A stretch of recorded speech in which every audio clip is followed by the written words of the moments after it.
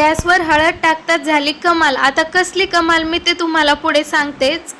Gas अगोदर पूर्णपणे रिकामा करायचा आहे, त्यानंतर त्यावरती हळद टाकायची आहे आणि जे बर्नर आहे ते सुद्धा काढून घ्यायचे आणि त्यानंतर सर्व गॅसवरती डिटर्जंट पावडर टाकायचं, तुम्ही जे यूज करत असाल ते, आणि त्यानंतर थोडं पाणी टाकायचं गॅसच्या शेगडीवरती आणि त्यानंतर गॅसचे बर्नर बसतील एवढं बाउल घ्यायचं आहे आणि त्यामध्ये खायचा सोडा टाकायचा, थोडंसं लिंबू टाकायचं पिळून।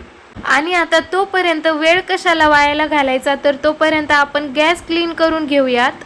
हळद आणि डिटर्जंटची एकदम छान रिॲक्शन झालेली आहे शेगडीवरती, तर स्क्रबरने आपल्याला पूर्ण शेगडी स्वच्छ घासून घ्यायची आहे। आणि आता ही शेगडी आपल्याला पाण्याने धुवायची नाहीये, तर ही शेगडी पुसण्यासाठी मी खूप छान मॅजिक पाणी बनवलेलं आहे, त्यामुळे आपल्याला शेगडी धुवायची सुद्धा गरज पडत नाही। तर याचा पूर्ण मोठा व्हिडिओ मी चॅनलवरती टाकलेला आहे, तो नक्की बघा।